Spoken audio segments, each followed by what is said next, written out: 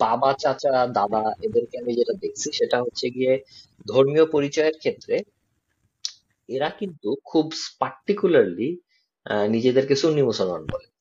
এবার হুম, এই সুন্নি মুসলমান বলাটা কিন্তু ঠিক এই যে গ্রেটার সেন্সে বা আপনি যদি ইন্টারন্যাশনালি দেখেন তখন যে শিয়া সুন্নির যে ভাগটা ওই হুম, হুম, দৃষ্টিকোণ থেকে ঠিক নিজেদেরকে তারা সুন্নি মুসলমান বলেন না।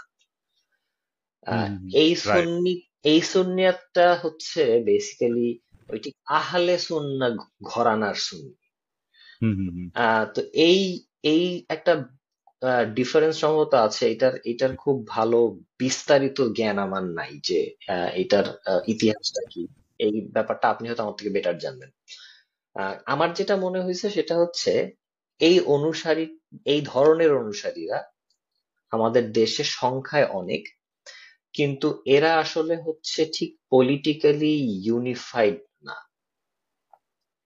এবং হুম, এটার একটা কারণ খুব সম্ভবত যে এই যে বিভিন্ন মাজার এবং খানকা ভিত্তিক যে আম, সুন্নিয়াতের চর্চা,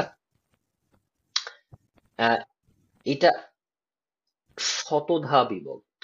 কারণ প্রচুর লোকাল খানকা আছে, প্রচুর লোকাল এরকম আছে, ওর নাম কি, দরবার আছে। এবং এক এক দরবারের এক এক ধরনের জিওগ্রাফিক্যাল স্প্রেড, এক এক দরবারে আম, এক এক ধরনের মানুষজনের আনাগোনা। হ্যাঁ, কিছু কিছু দরবার আসছে যেগুলি হচ্ছে সারা দেশ জুড়েই হচ্ছে প্রচলিত, যেমন মাইজ ভান্ডারি দরবার, বা যেমন ধরেন শর্ষিনা। আম, শর্ষিনার থেকেও ভালো উদাহরণ হচ্ছে আপনাদের ওই ফরিদপুরের আটরশি। অনেক আটরশি। বড়, মাইজ হ্যাঁ, ভান্ডারির কাছাকাছি বড়। মাইজ ভান্ডারি আচ্ছা। আটরশি, হ্যাঁ, এরা এরা বড় হুম, দরবার। কিন্তু আবার অ্যাপার্ট ফ্রম দ্যাট ভেতরে প্রচুর ছোট ছোট দরবার আছে। যেমন আমি আমাদের হুম, আমাদের অঞ্চলের একটা দরবার আছে, এটার নাম হচ্ছে জিলবুনিয়া দরবার।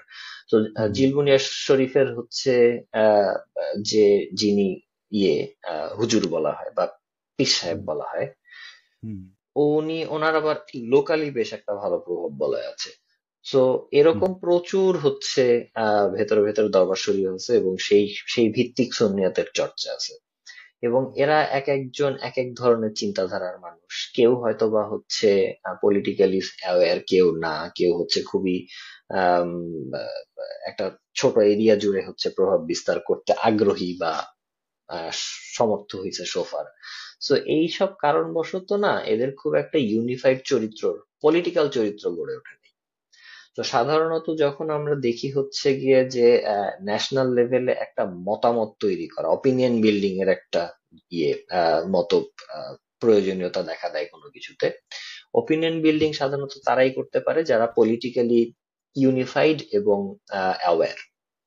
হুম, হুম, তো আমার মনে হয় এটা একটা বড় কারণ যে সুন্নিদের এরকম, এরা একটা রিসেন্ট রিসেন্ট তাদের যে ড্রাইভটা আমার কাছে মনে হয়েছে তারা চেষ্টা করতেছে তাদের ওই ইউনিফিকেশনের জায়গাটাতে সামহাও রিচ করতে। এটা হুম, আহ, তাদের তাদের পলিটিক্যাল, মানে আমি বলবো একেবারে তাদের রাজনৈতিক অধিকার, এটা তাদের করতে পারা উচিত যদি তারা করতে চায়। But at the same time তারা যে এখনো খুব একটা সমর্থ হয় নাই এটা করতে, তার প্রমাণটা হচ্ছে এটা যে তাদের একজন আম, অনুসারীকে পিটায় মেরে ফেলা হয়েছে এবং তারপরেও তারা এইভাবে খুব একটা মানে বড় শোরগোল তুলতে তুলতে পারে নাই। এইটা হুম, অন্য কোনো ধর্মীয় গোষ্ঠী, ইভেন আপনি যদি হচ্ছে আহ আহ আমাদের আহ বৃহৎ সংখ্যালঘু ধর্মীয় সম্প্রদায়, হিন্দু সম্প্রদায়ের কেউ কোনো কোনো আহ ধর্মীয় গুরুকে যদি এই একই ধরনের হচ্ছে পরিস্থিতির মধ্যে হচ্ছে মেরে ফেলা হয়, সেক্ষেত্রে হচ্ছে এর থেকে বড় শোরগোল হবে। আচ্ছা। এক্ষেত্রে ওই শোরগোলটা একবারে নেই।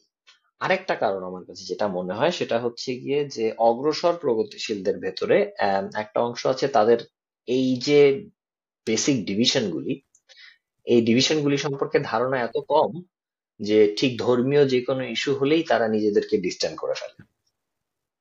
বিশেষত যদি এটা সংখ্যাগুরু ধর্মীয় সম্প্রদায়ের মানুষের কোনো একটা ধর্মীয় ইস্যু হয়। সো দেয়ারফর তারা এই ইস্যুগুলিকে হচ্ছে চেষ্টা করে হচ্ছে কোনো ধরনের আম, আলোচনার মধ্যে, নিজেদের আলোচনার মধ্যে না আনতে। এটা একটা অ্যাক্টিভ চেষ্টা আছে, আবার এক এক ক্ষেত্রে হচ্ছে অনেকে একটু ভয়ও পায় যে কি বলতে কি বলে ফেলি, কে কারে আবার হুম। রেগে যায়, কে আবার খেপে যায়। এইসব ঝামেলার দরকার নেই, চুপচাপ থাকি। So probably these are the reasons আমার কাছে